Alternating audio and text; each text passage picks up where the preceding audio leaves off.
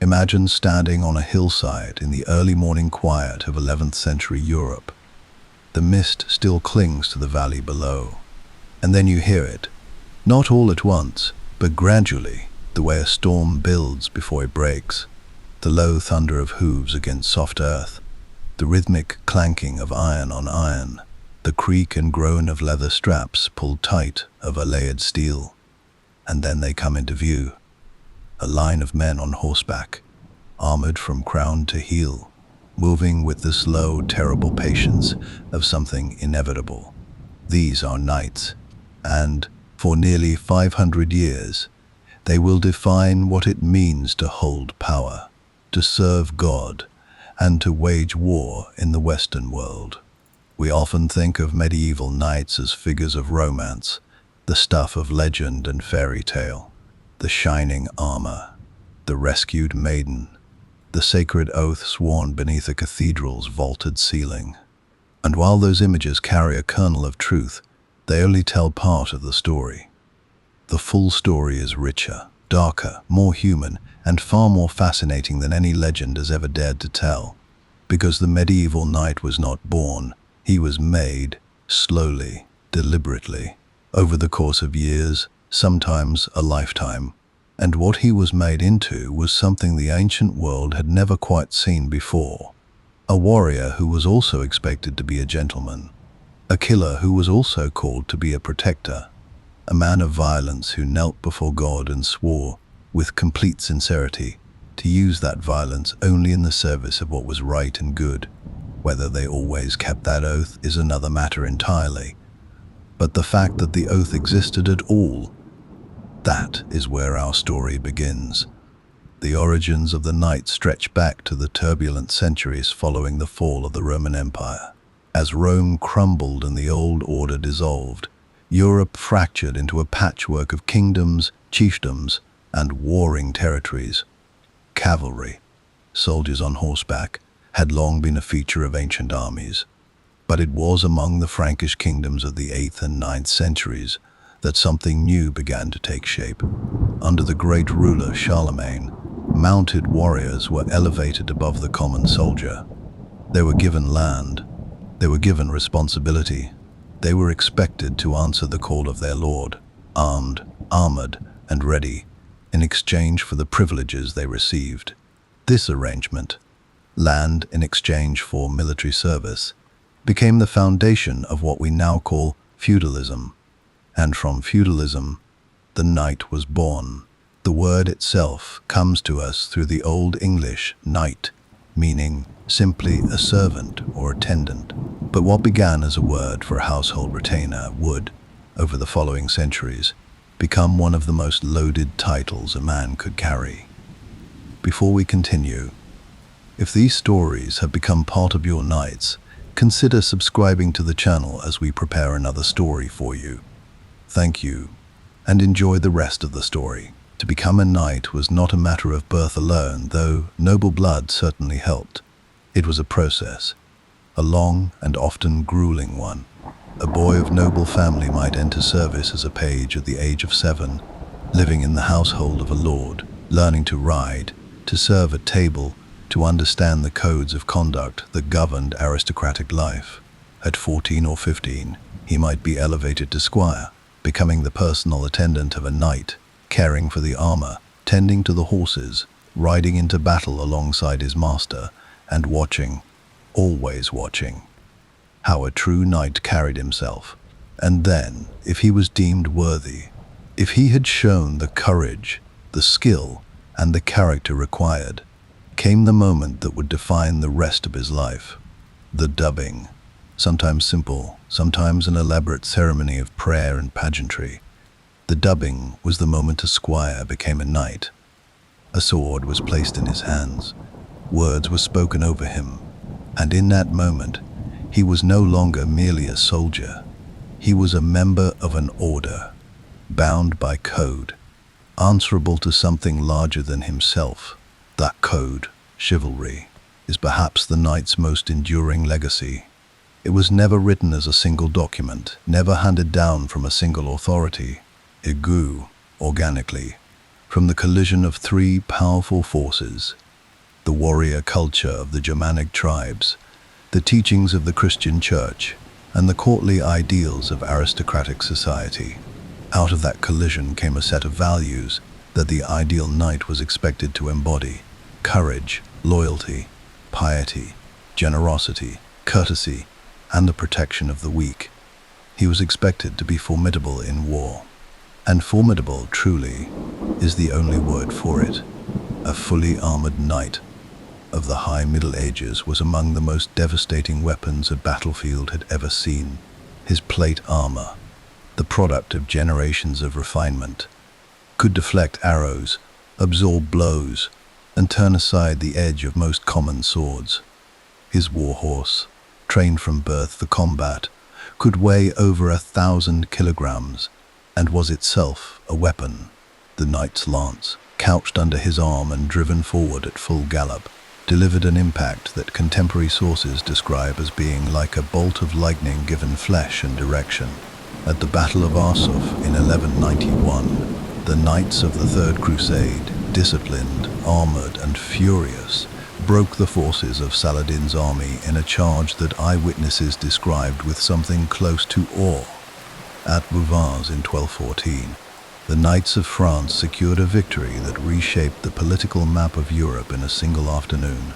And at Agincourt, even in defeat, the armored nobility of France demonstrated the sheer physical terror that a mounted charge could inspire, even against the longbowmen who, on that October day, would finally begin to write the night's twilight. But wars and battles are only one part of this story. The knight lived between conflicts, too, in great halls and on country estates, in the lists of tournaments and the quiet hours of prayer, in the delicate politics of court and the brutal simplicity of the road. In the segments that follow, we will walk alongside him through all of it. We will explore the world that made him, the faith that shaped him, the wars that defined him, and the slow sunset that transformed him, at last, from a living warrior into an eternal legend. There is no need to hurry. The story of the medieval knight is a long one, and it is well worth the time. To understand the knight, you must first understand the world he was born into, because the medieval knight did not simply appear, fully formed, against a backdrop of castles and cathedrals. He was the product of a very specific kind of society, one built from the ground up on an exchange of service and protection that touched every man, woman, and child in Europe, from the highest king to the lowest serf working frozen fields at the edge of a forest he would never dare enter after dark. That society had a name. We call it feudalism. And while historians will rightly tell you that the word is a modern invention, a tidy label applied, in retrospect, to something that was far messier and more varied in practice, the essential reality it describes was as real and as present to the medieval mind as gravity. You did not need to name it to feel its weight. The structure was, in its broadest outline, elegantly simple. A king held land. He could not govern all of it, protect all of it, or administer all of it alone. So he granted portions of that land, called fiefs, to great lords and nobles who swore loyalty and promised military service in return. Those lords, in turn, could not manage their own vast holdings alone, so they granted smaller portions to lesser nobles and knights who swore the same loyalty and the same service. And at the very bottom of this great pyramid, the peasants and serfs worked the land itself, the source of all wealth, the foundation on which every castle and cathedral and armored warhorse ultimately rested. It was a world held together not by law in the modern sense, not by bureaucracy or written constitution, but by oath, by the spoken word witnessed by God. To break that oath was not merely a political offense. It was a spiritual one, a betrayal of the divine order itself. And in a world where almost every person believed, with complete and untroubled conviction, that God was watching, that he weighed every act, and every failure. The weight of an oath was something we can barely imagine today. The knight lived at a very particular place within this structure. He was, in essence, the military backbone of the feudal world, not its highest member. There were counts, dukes, and kings above him, but its most essential warrior, the man who could be called upon at any moment to strap on his armor, climb onto his horse, and ride, to defend the land of his lord, to enforce the lord's justice, to project, across the countryside, the physical reality of power. But to picture this world clearly, we must let go of the comfortable image of medieval Europe as a place of order and ceremony. It was, in truth, a place of almost constant low-level violence. The great set-piece battles we remember, the famous charges, the legendary sieges, were dramatic exceptions to a daily reality that was quieter in its brutality but no less relentless. Raiders crossed borders. Local lords quarreled over boundaries measured in days of travel on horseback. Bandits worked the forest roads. Harvests failed. Disease moved through villages like a slow fire. Into this world, the knight was inserted as a solution. He was the armed answer to a dangerous question, and, for the people who lived under his protection, the villagers and farmers and tradespeople who made up the vast majority of medieval society, his presence was not merely welcome, it was existential. A village with a nearby lord and his knights stood a chance. A village without that protection was simply prey. This is important to remember, because it gives the knight a dimension that pure military history often misses. He was not just a fighter, he was an institution, a walking declaration that this land is claimed, this people are protected, and any man who tests that claim will answer for it with his life. The land itself shaped him in ways both practical and spiritual. Medieval Europe was a world of extraordinary natural beauty and extraordinary natural menace, often at the same time. Great forests covered much of the interior, the kind of old-growth woodland that has almost entirely vanished from the modern world, where the trees were so dense that midday could feel like dusk, and where the sounds were always something other than human. These forests were not the managed parks of later centuries. They were genuinely wild spaces, full of wolves and wild boar, outlaws, and, in the imagination of the medieval mind, things far stranger than either. Rivers flooded without warning. Winters could be brutal and long. The roads, such as they were little more than tracks of mud for much of the year, and travel was slow, uncomfortable, and genuinely dangerous. The world beyond the boundaries of one's own village or estate was, for most people, almost entirely unknown. It was a place of rumor and shadow, and the knight, who moved through it, who rode those roads and crossed those rivers and camped in those forests, occupied a realm that most ordinary people would never enter. This gave the knight, in the eyes of common people, something approaching a mythic quality even in his own lifetime. He was a man who went out there, who faced what was out there, and who came back. It is also impossible to understand the feudal world or the knight's place within it without understanding the church. In 21st century terms, it can be difficult to fully grasp just how completely the Catholic Church permeated every aspect of medieval life. It was not one institution among many. It was the water in which medieval European civilization swam. It ran the schools and the hospitals. It kept the records. It defined the calendar, the rhythm of fasting and feasting, of planting and harvest, of work and rest, that structured every single day of every single life. It offered the only coherent explanation of why the world existed, what a human being was for, and what would happen after death. And it had a great deal to say about war. The Church's relationship with violence was, to put it gently, complicated. On one hand, Christian teaching spoke clearly of peace, mercy, and the sanctity of human life.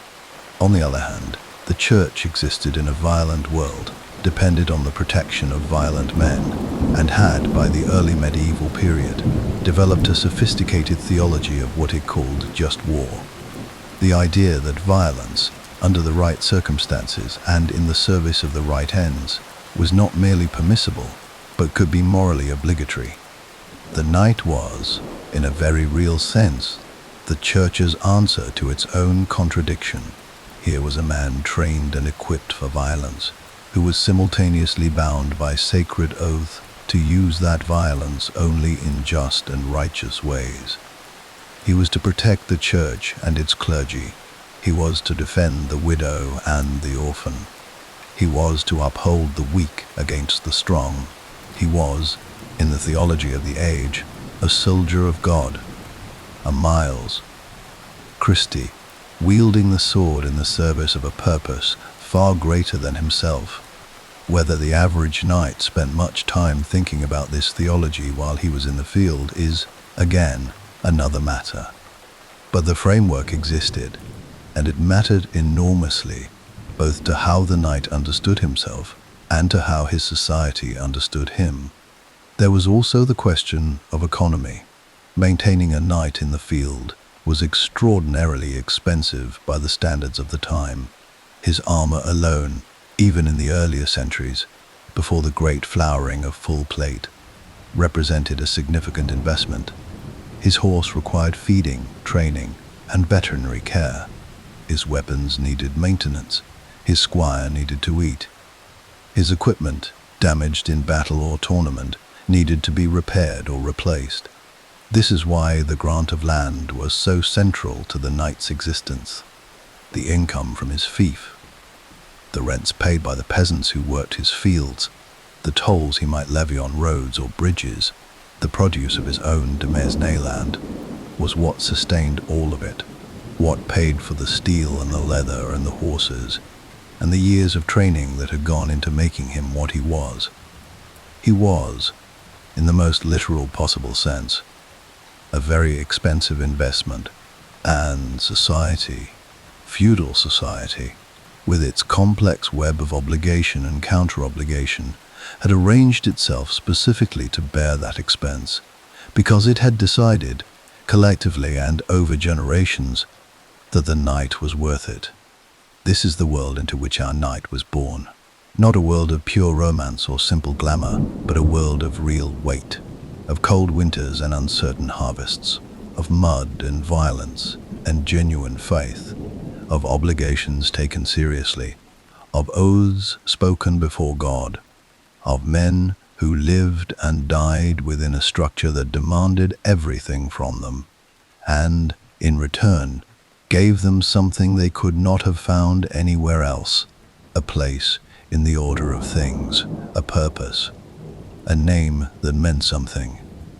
He was a knight, and in the world we have just walked through together, that meant everything. Every knight was once a boy who knew nothing. That is easy to forget when we picture the finished product, the armored figure on horseback, moving with the quiet authority of a man who has long since made peace with danger. It is easy to forget that before the armor, before the warhorse, before the sword and the oath and the ceremony, there was simply a child who was taken from his home, placed in the household of a stranger, and told that this was where his life would now begin. He was, typically, 7 years old. In our own time, 7 seems an almost impossibly young age to begin what amounted to a professional apprenticeship in one of the most demanding callings in the medieval world. But the medieval mind did not sentimentalize childhood the way later centuries would come to do. Childhood was understood as a brief and somewhat inconvenient prologue to adult life, a period to be moved through, not dwelt in, and for the son of a noble family with knightly ambitions, that prologue ended at 7. He would leave his mother's household, often the only world he had ever known, and enter the castle or manor of a lord, usually a relation or an ally of his father. He would not return home for years. Some boys never really returned at all, in the sense that the home they eventually came back to was no longer the center of their world. The castle was, and so it began. The first stage of the journey had a simple name, page. As a page, the boy occupied the lowest rung of the noble household. He was a servant, in the most fundamental sense of the word.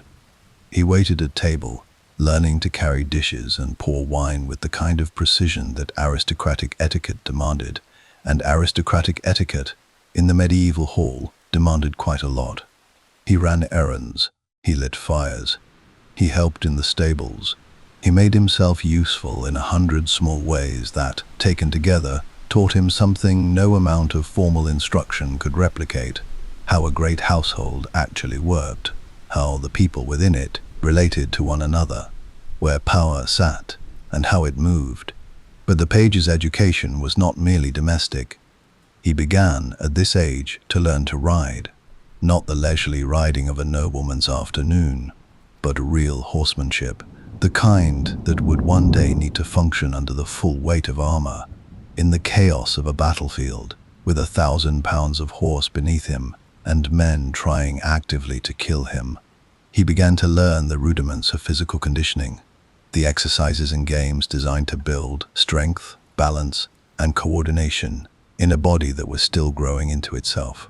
He learned to read, in many households. He learned something of music, of courtesy, of the religious observances that structured every day of medieval life. He was taught, in other words, not just how to fight, but how to be, how to conduct himself in the presence of his betters, how to speak to ladies, how to present himself with the quiet dignity that separated a knight from a mere soldier. All of this, absorbed slowly and daily, over the course of 7 or 8 years. Then came the second transformation, at around 14 or 15. If he had acquitted himself well, if the lord of the household judged him ready, the page was elevated to squire. And with that elevation, everything changed. Where the page had served the household in general, the squire served one man in particular, a knight, his knight. He became, in essence, that knight's shadow, his assistant, his attendant, his student, and eventually his companion in arms. The relationship between a knight and his squire was one of the central human bonds of the medieval world. Part mentor and apprentice, part officer and orderly, part, in the best cases, something approaching father and son. The squire's duties were intensely physical.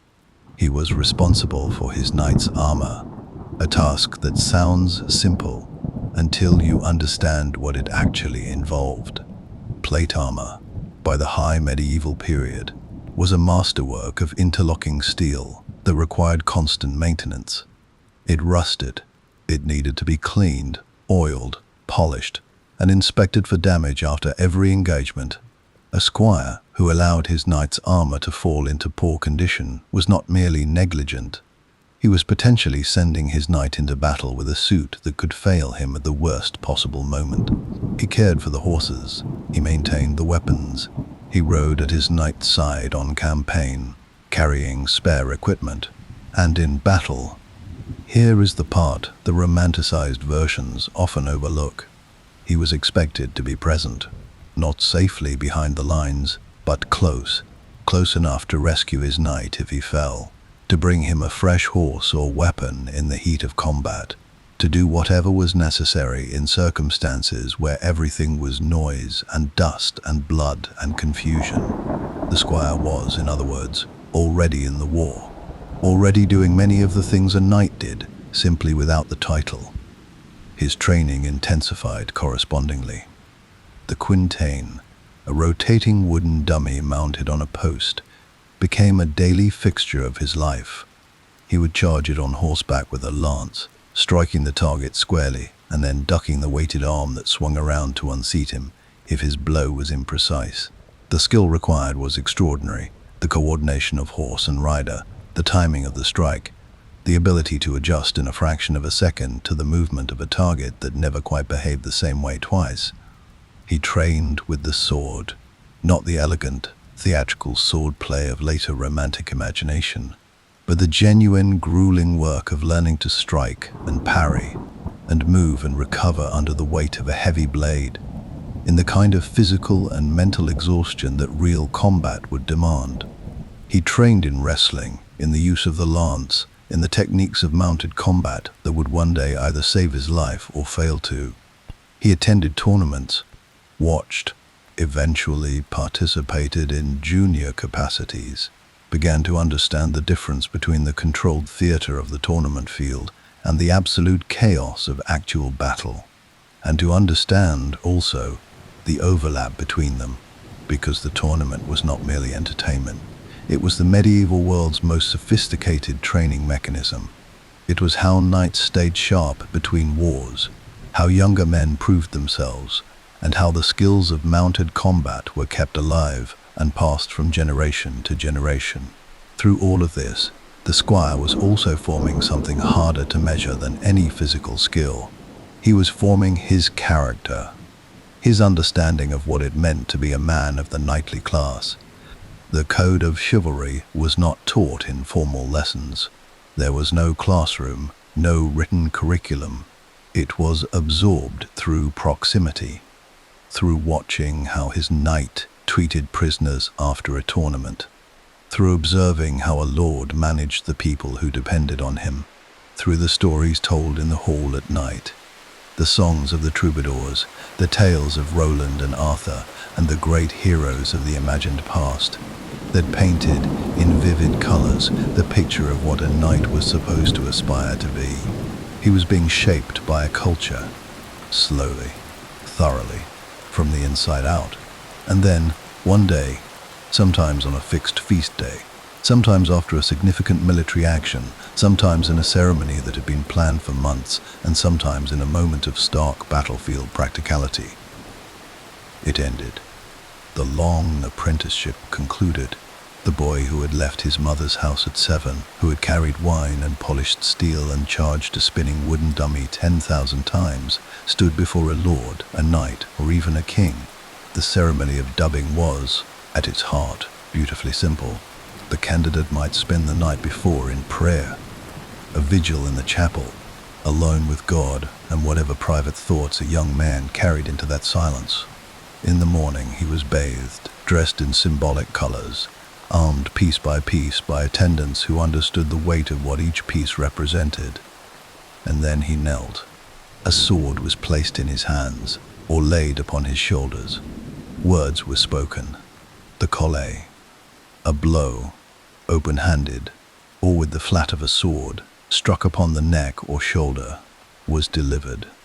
Its origins are debated, but its meaning in the moment was clear. This is the last blow you will ever receive without answering it. Rise, knight. And he rose. Not the same person who had knelt.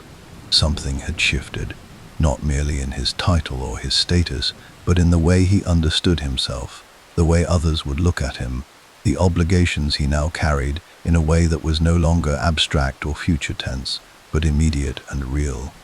He was a knight. He had been made into one, carefully and deliberately, over the better part of 2 decades. And the world expected him now to be exactly what all of that making had intended. The question, the one that would follow him for the rest of his life, was whether he would be. There is a particular kind of pressure that comes from being expected to be perfect, not merely competent, not merely brave, but perfect, in courage, in courtesy, in faith, in generosity, in the protection of the innocent and the punishment of the wicked, perfect in war and perfect in peace, perfect on horseback and perfect in the hall, perfect before God and perfect before men. This was the burden the code of chivalry placed on the shoulders of every knight who ever laced on a pair of steel gauntlets and rode out into the world. And it was, from the very beginning, an impossible standard. not because the men who lived under it were unusually weak or unusually corrupt, but because it was designed to be impossible. Because its purpose was not to describe what knights actually were, but to describe what they were always supposed to be striving toward. The distance between the ideal and the reality is, as it turns out, one of the most interesting spaces in all of medieval history. The word chivalry comes to us from the Old French chevalerie, from cheval meaning horse. At its most basic, it simply meant the culture and conduct of mounted warriors. But over the course of the 11th, 12th, and 13th centuries, that simple word accumulated layers of meaning, the way a cathedral accumulates stone, slowly, deliberately, each addition building on what came before, until the finished structure was something far grander and far more complex than anyone had originally planned. Three great rivers fed into the code of chivalry as it came to be understood in the high medieval period. The first was the old Germanic warrior culture, the traditions of loyalty, courage, and martial honor that the Frankish and Germanic tribes had carried with them out of the forests of northern Europe. These were values that understood the world in terms of bonds between men, the bond between a lord and his warriors, the obligation of the warrior to his companions in arms, the deep and almost sacred importance of personal loyalty given and kept. The second river was Christianity. By the 11th century, the Church had spent generations trying to do something extraordinarily difficult, to Christianize the warrior class, to take men whose entire identity was built around organized violence, and persuade them that their violence needed to be directed, limited, and sanctified. The result was the theology of just war and the figure of the miles, Christi, the soldier of Christ, who fought not for personal glory or material gain, but in the service of God's purposes in the world. The third river was courtly culture, the elaborate civilization of manners, refinement, and romantic idealization that flowered in the great courts of southern France and spread outward across Europe like perfume on a warm wind. This was the world of the troubadours, of courtly love poetry, of the idea that a knight's prowess in battle was inseparable from his ability to be gracious, eloquent, and tender in the presence of a lady, that the same hands which drove a lance through an enemy's shield should be capable of holding a lute, that the same voice which gave commands on the battlefield should be capable of composing verse.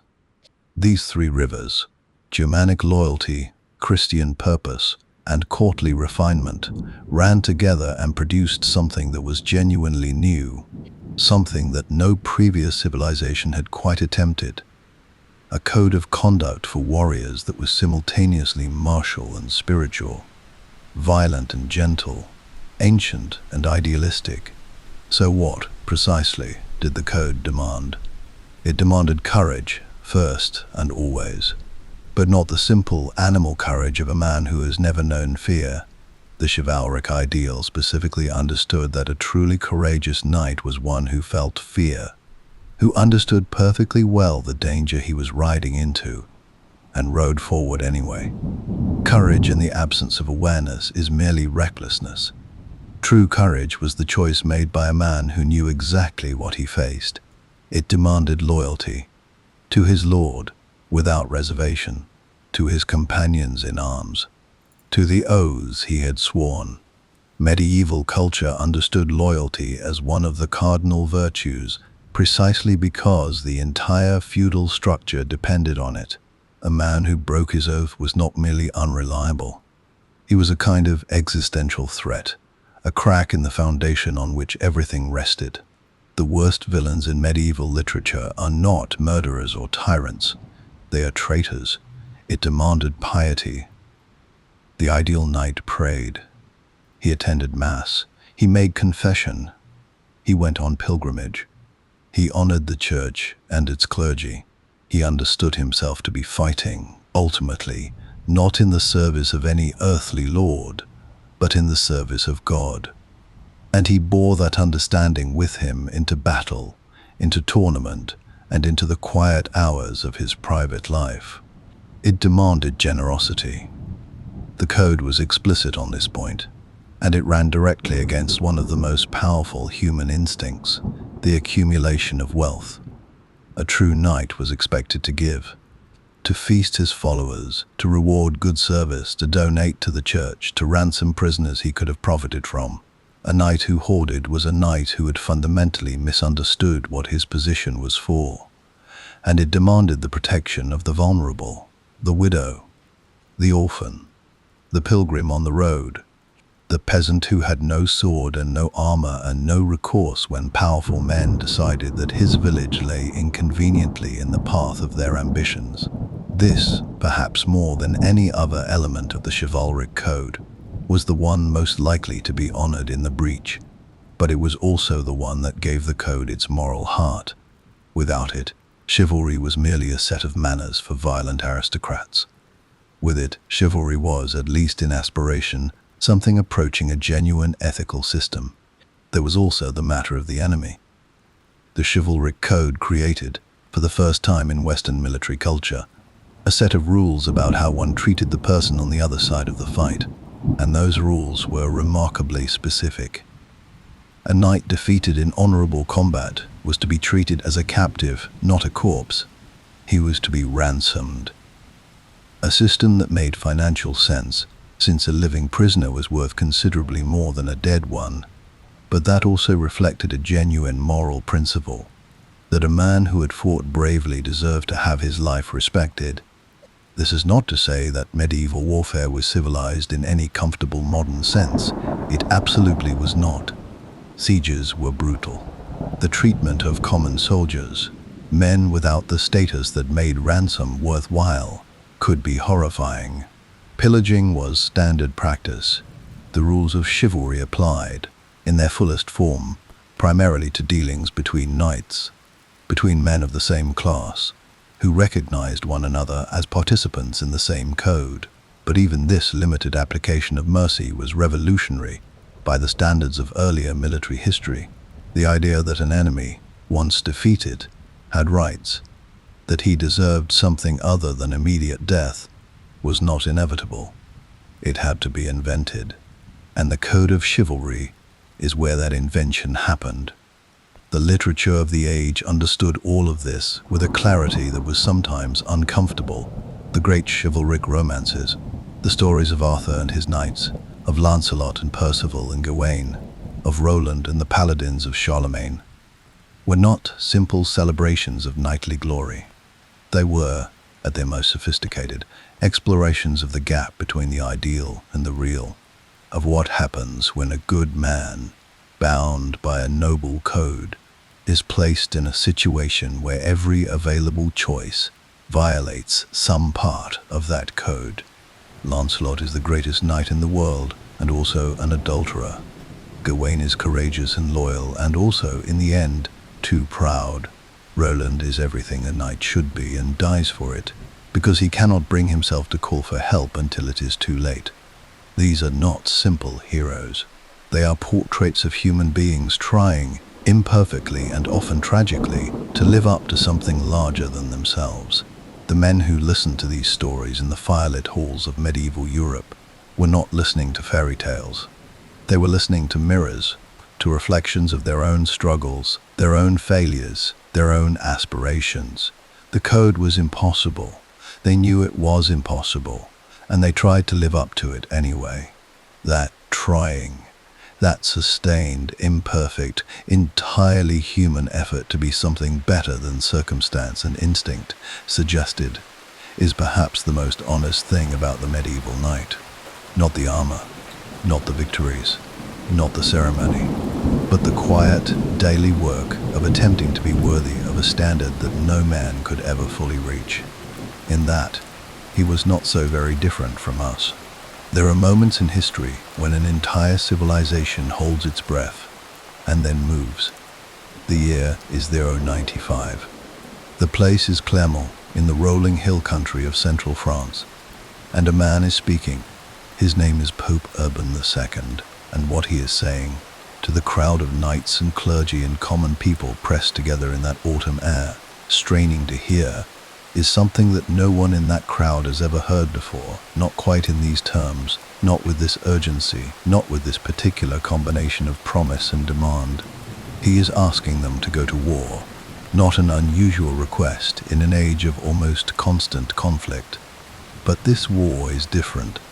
This war is not over a disputed border or a contested inheritance or the pride of one lord against another. This war, Urban tells them, is for the Holy Land itself, for Jerusalem, for the city where Christ walked and suffered and died and rose. A city that has fallen, he says, into the hands of those who do not honor it as it deserves. He asks the knights of Europe to take up their swords and ride east, to fight not for earthly reward alone, but for the salvation of their souls. And the crowd, by every account we have, erupted. Deus vult. God wills it. The words moved through that crowd like fire through dry grass, and they did not stop moving for 200 years. To understand why the response was so immediate, so overwhelming, so genuinely felt, you have to understand the particular anxiety that sat at the center of the medieval knight's spiritual life. He was a man of violence. He knew it. The church knew it. And the theology of the age was quite clear that violence, even justified violence, even violence in the service of a righteous Lord, left a mark on the soul. Every knight carried, somewhere beneath the steel, a quiet but persistent worry about what all of that killing would mean when he stood, at last, before God's judgment. The crusade offered something extraordinary in response to that anxiety. It offered absolution. Not merely forgiveness in the confessional, but a complete wiping of the spiritual slate. To take the cross, to sew that symbol onto your surcoat and pledge yourself to the campaign, was to be granted an indulgence that the church described in terms almost too generous to believe. Your sins, past and present, forgiven. Your place in heaven secured. Your violence for once not merely permitted but sanctified in the most complete way the medieval church could offer. For a knight who had spent his life navigating the uneasy space between his warrior's calling and his Christian faith, this was not a small thing. This was everything. And so they went, in their thousands, then their tens of thousands, knights and lords and princes and kings, along with enormous numbers of common people who had no armor and no horses and no military training, but who felt the same pull, the same fire, the same conviction that God was calling them personally, by name, to this particular road. The First Crusade, launched in 1096, was by any military measure a remarkable achievement. A loose coalition of European forces, without unified command, without reliable supply lines, without maps or meaningful intelligence about the terrain or the enemy, marched thousands of miles across some of the most demanding landscape in the world, and, against odds that modern military historians still find striking, captured Jerusalem in 1099. The march itself was a revelation for the knights who survived it. Most of them had never left their home regions. The world they knew was bounded by a day's ride in any direction. The familiar territory of their own fief, the nearest town, the roads they had ridden since childhood.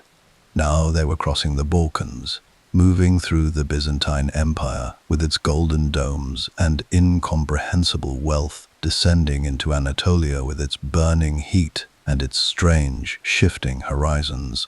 They were seeing things that no song or story had quite prepared them for, and they were fighting in ways that the battlefields of Europe had not quite required. The armies they faced, the Seljuk Turks, and later the forces of various Muslim powers, were experienced, disciplined, and fighting on home ground. They used tactics that European knights found disorienting, fast-moving horse archers who struck and withdrew before a cavalry charge could connect, feigned retreats designed to draw heavy knights out of formation and into ground where their momentum became a liability rather than an asset. The knights adapted, slowly, sometimes painfully, occasionally catastrophically, but they adapted. They learned the value of discipline and formation in ways that the more individualistic culture of European tournament fighting had not always emphasized. They learned to hold the charge, to wait, to time the release of that devastating mounted impact for the moment when it would be most decisive rather than most immediately satisfying. The siege of Antioch in 1097 and 1098 became one of the defining experiences of the First Crusade, and one of its defining stories. The Crusaders besieged the city for months, suffering terribly from hunger, disease, and the psychological weight of an enterprise that seemed, in the darkest periods, to have been abandoned by the God in whose name they were fighting. And then, in a turn that contemporaries experienced as genuinely miraculous, a lance was discovered, buried beneath the floor of a church inside the city, claimed to be the holy lance that had pierced Christ's side at the crucifixion. Whether or not the relic was genuine is a question history cannot answer with certainty. What history can tell us is what it did to the men who believed in it. An army that had been on the edge of dissolution suddenly found itself transformed. They rode out against the forces besieging them, now themselves besieged inside the city they had fought so long to take, and broke through with an energy and conviction that their opponents, by all accounts, found deeply unsettling. Faith, weaponized by the certainty of divine favor, was a military force in its own right, and the Crusades understood this better than almost any conflict before or since. Jerusalem fell on July 15th, 1099. The accounts of what followed, the killing inside the city, the scenes of warriors weeping at the Church of the Holy Sepulchre, the strange, terrible mixture of violence and genuine religious ecstasy, paint a picture that is deeply human in all its contradiction. These were men who had marched for 3 years, who had buried companions by the thousands along the road, who had survived starvation and battle and disease and despair. And now they stood in the city they had been told God had promised them. What they felt in that moment, it is impossible to fully know. But the accounts suggest it was not simple. Joy and horror, exhaustion and exultation, grief and triumph, all seem to have been present at once in the complicated emotional weather of men who had seen too much to respond to anything with simple feeling anymore. The Crusades did not end with the first. They continued in various forms and with varying degrees of success and failure for nearly 2 centuries. The Second Crusade ended largely in disappointment. The third, the one that sent Richard the Lionheart of England and Philip II of France east to contest Jerusalem with the great Saladin, became perhaps the most celebrated of all, partly because of its cast of characters, and partly because it produced some of the most extraordinary battlefield moments of the entire crusading era. Saladin himself is worth pausing on, because he forces us to confront something the crusading narrative preferred not to examine too closely. He was, by every account, including those of his enemies, a man who embodied the chivalric virtues more consistently and more genuinely than many of the Christian knights who had come to fight him. He was courageous, just, generous to a degree that astonished the Crusaders, and possessed of a quality of personal dignity that commanded respect across every boundary of religion and culture. When Richard the Lionheart fell ill during the campaign, Saladin sent him fresh fruit and ice from the mountains. When a Crusader noblewoman appealed to him for the return of her kidnapped child, he personally intervened. These are not the acts of a villain. They are the acts of a man who understood, from within a completely different tradition, the same essential truth that chivalry was trying to articulate. That how a warrior conducts himself in the space between fighting says something about what the fighting was actually for. The encounter between the crusading knights and the Islamic world changed both sides in ways that took generations to fully understand. The knights brought back with them not only wounds and memories, but ideas about architecture, about medicine, about mathematics, about the possibility that the world was larger and stranger and more varied than even the most well-traveled European had previously imagined. They came as conquerors. They returned as men who had been, in ways they could not always articulate, changed by what they had seen, enlarged by it, made, in some respects, more uncertain and more curious than when they had left. And that, quietly, was perhaps the Crusades' most lasting gift to the civilization that launched them. Picture, for a moment, a field in early summer. The grass has been cut and the ground has been marked out, and at either end of the long central strip, wooden structures have been raised, galleries draped in cloth of every color, filled with the nobility of the surrounding region. Ladies in elaborate headdresses, lords in their finest robes. Merchants and craftsmen crowded behind rope barriers at the edges, craning for a view. Children perched on fence posts and wagon wheels, and the shoulders of obliging adults, wide-eyed and noisy and entirely unwilling to be anywhere else on earth. And at either end of the field, behind their respective barriers, knights, armored, mounted, visored, still for the moment, in the particular way that only men about to do something very dangerous can be still. The stillness not of relaxation, but of coiled readiness, of breath held, of attention narrowed to a single point. A trumpet sounds, and the world briefly becomes thunder. The tournament, the tournamentum, in its earliest Latin form, was one of the great institutions of medieval knightly culture. For roughly 3 centuries, from the late 11th through the 14th century, it occupied a place in the imagination and the social calendar of European nobility that it is difficult to overstate. It was simultaneously a sporting event, a military training exercise, a marketplace, a social gathering, a theater of self-display, and, for the men who competed in it seriously, a profession in its own right, capable of making fortunes or destroying them in the space of an afternoon. It was also, in its early forms, genuinely lethal. And that, perhaps more than anything else, is what separated it from the pageant of later centuries that it would eventually become. The tournament did not begin as the elegant, rule-bound spectacle of popular imagination. Its origins, in the late 11th century, were considerably rougher. The early tournament, sometimes called the mêlée, was essentially a staged battle. 2 teams of knights, sometimes numbering in the dozens on each side, would take to a field and fight. Not with blunted weapons, not under rules designed primarily to protect the participants. They fought with real weapons, under conditions that were only marginally less dangerous than actual warfare, across terrain that could include the outskirts of real towns and villages. The objective was simple: capture as many of your opponents as possible. A captured knight was required to surrender his horse and armor, the most valuable possessions he owned, and to pay a ransom for their return. In a single afternoon of successful tournament fighting, a skilled knight could acquire wealth that would have taken years to accumulate by any other means. This made the early tournament not merely a test of skill, but an economic engine, and it attracted men accordingly.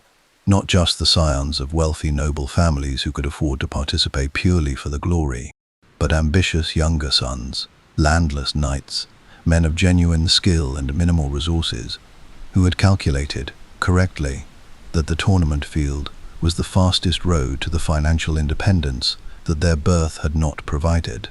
One man understood this better than almost anyone who ever rode in a tournament.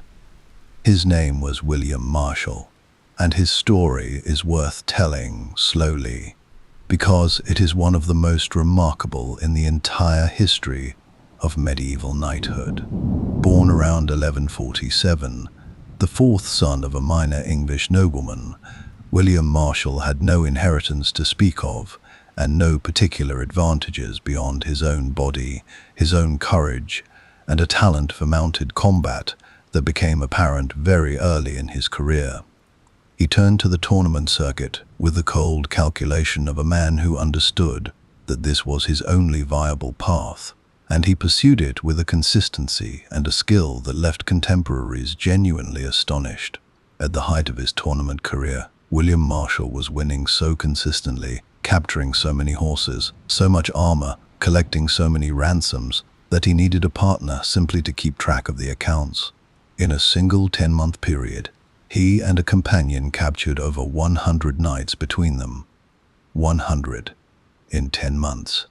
Each one representing a ransom, a horse, a set of armor, a financial transaction conducted on the field of combat with the brisk efficiency of a man who had learned to treat glory and profit as entirely compatible objectives. He was not universally beloved for this. There was a school of thought, among the more romantically inclined of his contemporaries, that the tournament should be primarily about honor and display rather than financial extraction. William Marshall, it was sometimes grumbled, fought like a merchant. He fought to win, and winning to him meant capturing opponents rather than performing spectacular feats of individual heroism. He did not appear to lose much sleep over the criticism. He rose, through a combination of tournament success and genuine military talent, and a series of fortunate alliances, from landless younger son to one of the most powerful men in England, eventually serving as regent of the entire kingdom during the minority of the young King Henry III. He died at the age of roughly 72, still apparently formidable, having outlived enemies and rivals and critics by the dozen. If you want a single life that demonstrates what the tournament could make of a man who approached it with sufficient seriousness and sufficient skill, William Marshall is that life. But the tournament was not only for the William Marshalls of the world. It was also theater, spectacle, a place where the entire social performance of knightly culture was staged with a deliberateness and a self-consciousness that left nothing to chance. A knight entering a tournament was not simply entering a competition. He was making a statement. His armor proclaimed his wealth, his heraldry, the colors and symbols displayed on his shield, his surcoat, his horse's caparison, announced his identity and his lineage to everyone present in an age before photography or mass communication, when most people would never see a great lord's face but might recognize his colors from half a field away. The ceremonies that surrounded the fighting, the processions, the formal challenges, the presentation of champions to the assembled nobility, were as carefully choreographed as anything that happened in the great cathedrals. Ladies gave tokens to knights, a sleeve, a ribbon, a piece of embroidered cloth to be worn into the combat as a sign of favor. Knights dedicated their performances to particular ladies in the courtly love tradition, the tournament field becoming, in this way, a stage on which the elaborate emotional theater of aristocratic romance was played out in front of an audience that had come precisely to watch it. The crowd knew the players. They knew the histories. They had opinions which they expressed with the enthusiasm that crowds at any great sporting spectacle have always expressed, across every culture and every century. The church predictably had reservations.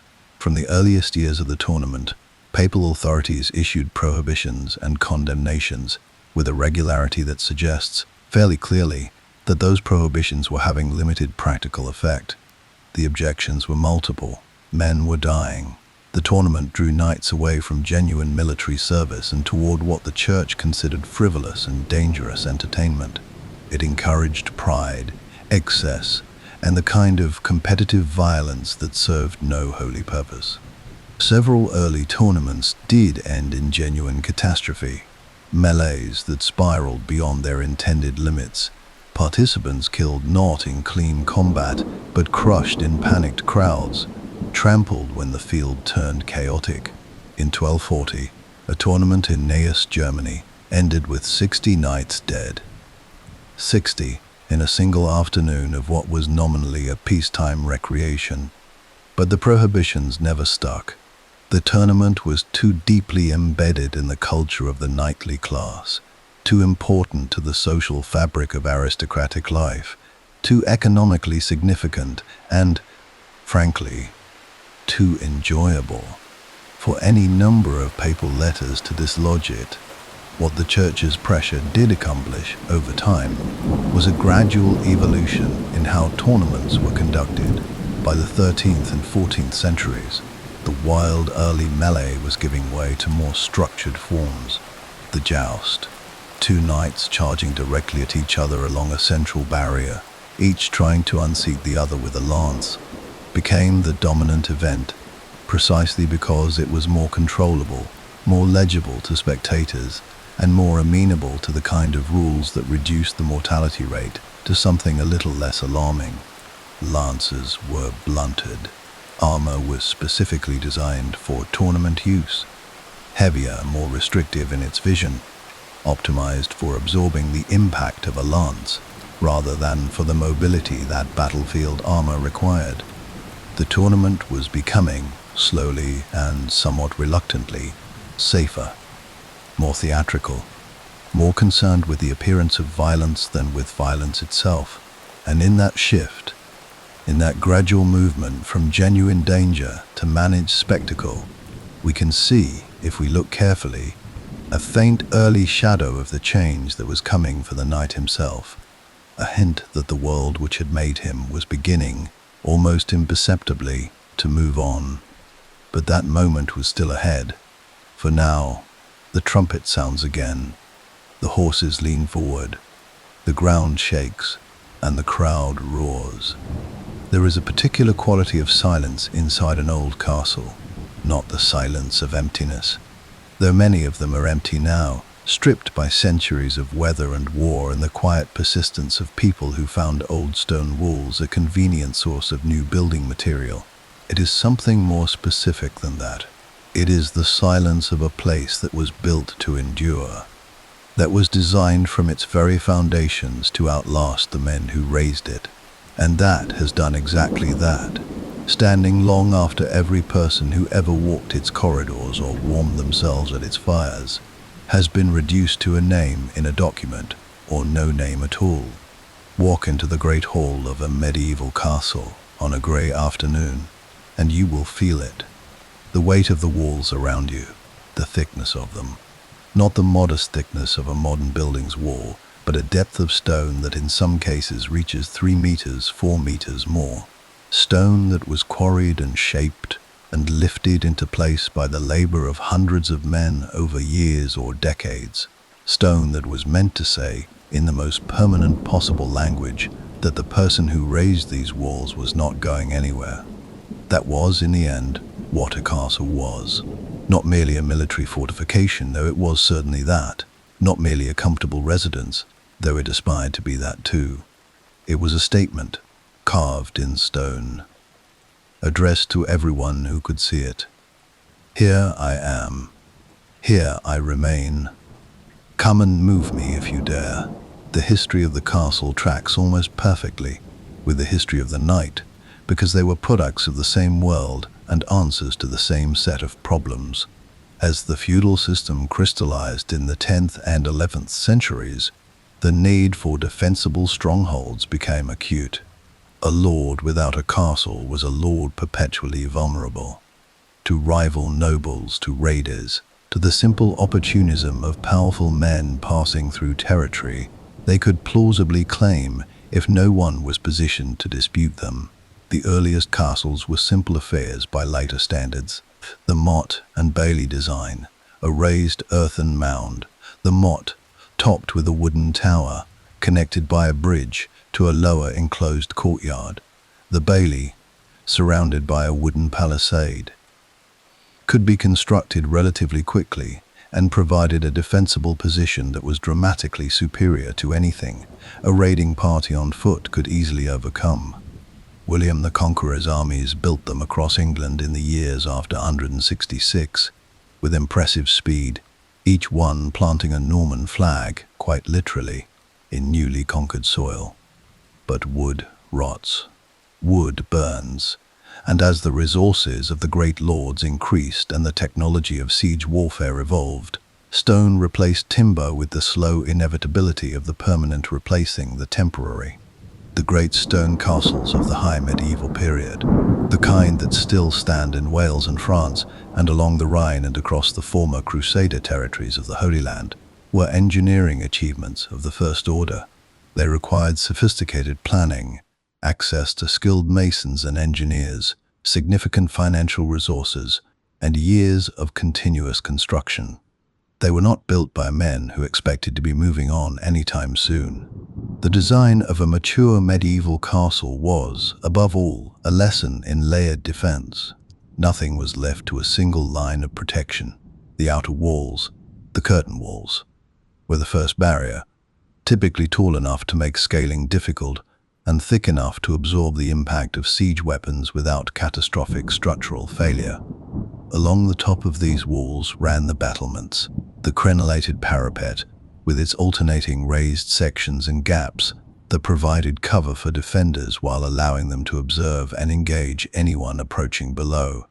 At intervals along the curtain wall stood towers, projecting outward so that defenders could look along the face of the wall and engage attackers who had reached its base, a position that the wall itself would otherwise have made invisible.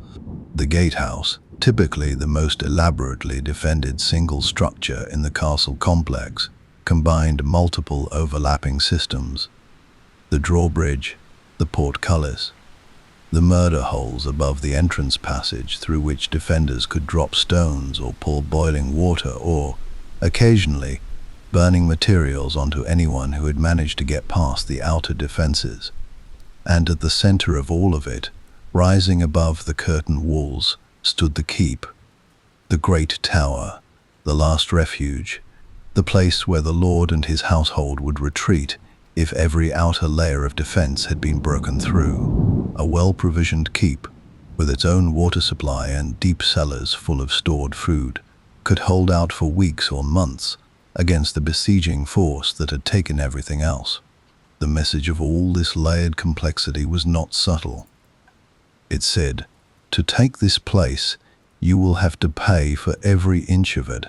You will have to fight past every barrier in sequence, with defenders above you at every stage. And when you have done all of that, if you have done all of that, you will still have the keep to deal with." The castle was not merely a defensive structure. It was a psychological argument, an architectural statement about the cost of aggression that many potential attackers, after looking at it carefully, decided not to test. But the castle was also, and importantly, a home. This is the aspect of castle life that the military history tends to underemphasize, and it deserves attention, because for the knight and his household, his family, his servants, his retainers, his chaplain, his horses, his dogs, and the complicated small civilization that surrounded a medieval lord, the castle was simply where they lived, day after day, year after year, and daily life within those walls was considerably more varied, more social, and more human than the cold stone exterior tends to suggest. The great hall was the beating heart of the castle's domestic life. This was where the household ate together, and, in the medieval understanding, eating together was not a mere biological necessity, but a social and political act of considerable significance. The arrangement of the tables, the order in which people were seated, the food that was served to different parts of the hall, all of it was a precise and legible map of the social hierarchy within the castle walls. The lord sat at the high table raised on a dais, visible to everyone. His most important guests and senior household members sat near him. Everyone else arranged themselves in descending order of importance down the length of the hall. Meals were social occasions that could last for hours. Entertainment was a regular feature. Traveling musicians, acrobats, storytellers, the performances of minstrels and troubadours who carried the great narrative culture of the age from castle to castle, across the countryside, the tales of Arthur, of Charlemagne, of Tristan and Isolde. These were not primarily read in the medieval period. They were performed, spoken and sung into the smoky firelit air of the great hall, to audiences who interrupted, called out, laughed, wept, and demanded favorite sections again. The castle chapel gave the household its spiritual rhythm. Daily mass structured the day with a regularity that the medieval mind found not constraining but comforting. The chaplain was a significant figure in any castle household. Educated, literate, capable of managing correspondence and accounts in an age when genuine literacy was not universal even among the nobility. Then there was the question of warmth, or rather, the persistent, grinding question of its absence. Stone, as anyone who has spent time in old buildings knows, holds cold with extraordinary fidelity. Medieval castles were, by any modern standard, brutally cold for much of the year. Fireplaces helped. The great hall might have one or more substantial hearths, and private chambers were increasingly equipped with their own. But the gap between the fireplace and the far wall, on a February morning in northern France or England, was a gap that all the fur-lined robes in the wardrobe could only partially bridge. This is a small detail, but it humanizes the people who lived in these places in a way that the grand military narrative sometimes forgets. They were cold. They were sometimes hungry, in the lean months before spring. Their winters were long and dark and punctuated by illness. Their summers, when the castle hummed with activity, and light poured through the narrow windows and the great doors stood open, must have felt like a reprieve earned rather than a condition taken for granted. And through all of it, the cold and the warmth, the feasting and the fasting, the long peaceful seasons and the sudden violent disruptions of siege or raid, or the call to military service, the castle stood, heavy and permanent and indifferent to the passing of time in the way that only stone can be. The night moved through it, managed it, defended it, and loved it in the uncomplicated way that people love the places where they have lived the most important hours of their lives. It was his fortress, his court, his sanctuary. It was, in every sense that mattered, his world. Nothing lasts forever. Not empires, not faiths in their particular forms, not the instruments of war that a civilization builds its identity around, and not the night. His ending was not sudden.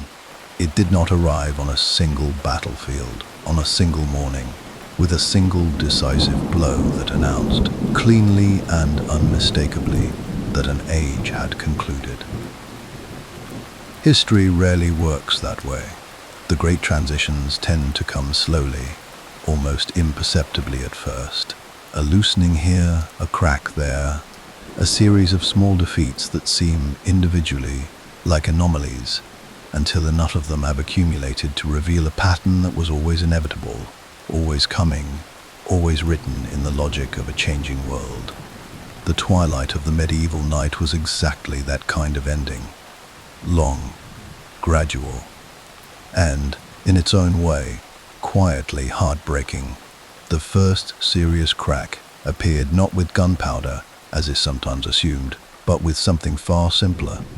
A length of yew wood, a string of hemp or sinew, and a cloth-yard arrow released by a trained English or Welsh longbowman who had spent, quite literally, his entire life developing the strength and the technique to draw a bow that required a pull of well over 100 pounds. The longbow had been a feature of warfare for some time before it announced itself catastrophically to the French knighthood. But it was at Crécy in 1346, and then at Poitiers a decade later, and then most famously at Agincourt in 1415, that its implications became impossible for anyone to ignore. At Agincourt, an English army that was exhausted, hungry, heavily outnumbered, and by any reasonable military calculation in a desperate position, met the flower of French knighthood across a muddy field in northern France. The French knights were magnificent. Their armor was among the finest that European craft had ever produced. Their horses were magnificent. Their numbers were overwhelming, and they rode forward into a storm of arrows loosed at a rate that contemporary accounts describe as darkening the sky, from men standing firmly on the ground who would never, in any individual encounter have stood a chance against a single armored knight. The French losses were catastrophic, the English losses were not, and what Agincourt demonstrated, with a clarity that shook the foundations of a military culture built over centuries, was that the heavily armored knight on horseback, the dominant battlefield force of the medieval world, was not, after all, invincible. That a relatively cheap weapon, wielded by relatively common men, could reach inside the mystique of knightly armor and deliver death with an impartiality that the chivalric code had never quite anticipated.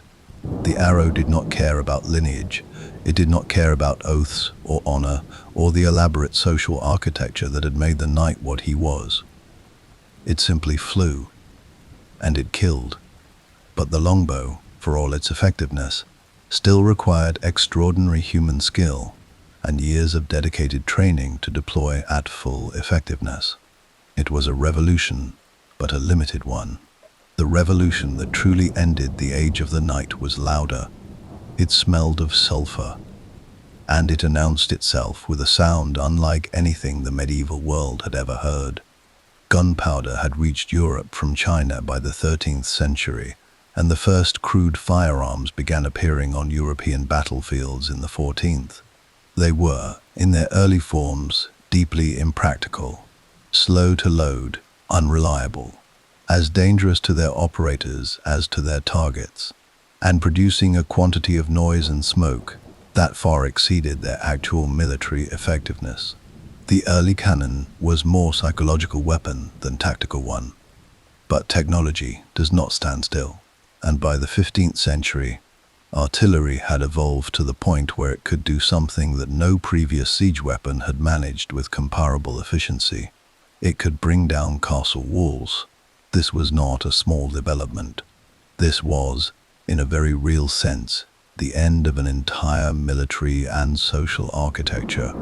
The castle, that great stone argument for the permanence of feudal power, the physical expression of the knight's dominance over his landscape, was suddenly, shockingly, vulnerable. Not over decades of patient siege, but in days, sometimes hours, the walls that had taken generations to build, that had defined the military geography of Europe for centuries, crumbled before the cannon with a speed that seemed almost indecent to the men who watched it happen. And if the castle walls could fall, then the entire logic of the feudal military system, the logic that had produced the knight, sustained him, and given him his purpose, began to dissolve with them. There were other forces at work simultaneously, each one adding its own quiet pressure to the edifice. The pike square, rocks of common infantry armed with long spears, trained to move and hold formation with a discipline that transformed individual men of no particular social status into a collective military force of terrifying effectiveness, demonstrated at battles like Morgarten and Loppen that heavily armored cavalry could be stopped, channeled and destroyed by foot soldiers who had simply learned to work together. The Swiss pikemen, in particular, became the most feared infantry in Europe during the 15th century. Their reputation built on a series of engagements in which the armored aristocracy of Burgundy and Austria learned, at considerable cost, that nobility of birth conferred no particular advantage against a wall of 16-foot spears, held by men who had nothing to prove and everything to gain. Armies, too, were changing in their fundamental composition. The feudal levy, the system by which lords called on their knights to fulfill their military obligations in exchange for their land, was giving way, gradually, to something more modern, paid professional forces, recruited and maintained not through the bonds of oath and land tenure, but through contracts and wages. A king who could pay an army did not need to depend on the complicated negotiations of the feudal hierarchy. He could hire what he needed, and what he increasingly needed was not heavy cavalry, but disciplined infantry, artillery crews, engineers, and the logistical apparatus to keep a large force in the field for extended periods. The knight, in this new military economy, was becoming expensive in ways that could no longer be justified by his tactical contribution. His armor cost a fortune, and grew heavier and more elaborate with each generation of refinement, even as the battlefield advantages it conferred shrank. His horse required feeding and care that strained the resources of campaigns increasingly defined by speed and maneuver, and his cultural insistence on individual honor, on the personal combat, the individual challenge, the refusal to be treated as merely one component of a larger tactical system, sat uneasily with the emerging reality of gunpowder warfare, in which an anonymous ball of lead could end the life of the finest knight in Christendom before he ever saw the man who fired it. And so, with a dignity that the age somehow managed to preserve even in decline, the knight transformed. He did not disappear. He evolved. The tournament, stripped of most of its remaining danger, became pure pageant, elaborate theatre staged for the entertainment of courts that understood themselves to be participating in a tradition rather than practicing for war. The great jousting tournaments of the 16th century were spectacles of extraordinary visual splendor, the armor more beautiful than ever, the ceremonies more elaborate, the heraldry more refined. They were celebrations of an ideal that everyone present understood, on some level, had already passed. The code of chivalry survived its military context by becoming something more purely cultural. It fed into the emerging ideals of the Renaissance gentleman, the educated, courteous, accomplished nobleman, who was expected to be skilled in letters as well as arms, in music as well as governance. The knight became the courtier, the warhorse became the dancing horse of the haute école, the lance became the pen, and the great castles, their military purpose obsolete, became country houses, their walls thinned, their windows widened to let in light, their great halls repurposed for the entertainments of an aristocracy that had found new ways to express its power. But here is what endures: the image of the knight, the armored figure on horseback, moving through a misty morning towards something difficult and dangerous and necessary, has never left the human imagination. It appears in our stories and our films, in our language and our dreams, with a persistence that suggests it answers something deep in us, something that has nothing to do with the specific historical circumstances of medieval Europe, and everything to do with a human need that is as old as the species itself. The need to believe that courage is real, that loyalty means something, that a person can choose, deliberately and consistently, to use whatever power they possess in the service of something larger than themselves, that the gap between what we are and what we aspire to be is not a reason for despair, but a reason to keep riding forward. The medieval knight was an imperfect vessel for those ideals. He was human, frightened and proud and generous and cruel and faithful and flawed in all the ways that human beings are always flawed. He lived in a world we would find alien in its violence and its certainty and its breathtaking beauty. But he carried those ideals. Through mud and blood and cold stone and burning faith, through the long years of training and the short, terrible hours of battle, through the quiet evenings in the hall and the sleepless nights before the fight, he carried them, and in the carrying he made them real enough to last 1,000 years. The armor is in the museum now. The castles stand empty against the sky. The tournaments are silent. The warhorses are gone, but ride out on a clear morning in any century towards something that frightens you and matters anyway. And somewhere, in the oldest part of what it means to be human, a knight rides with you.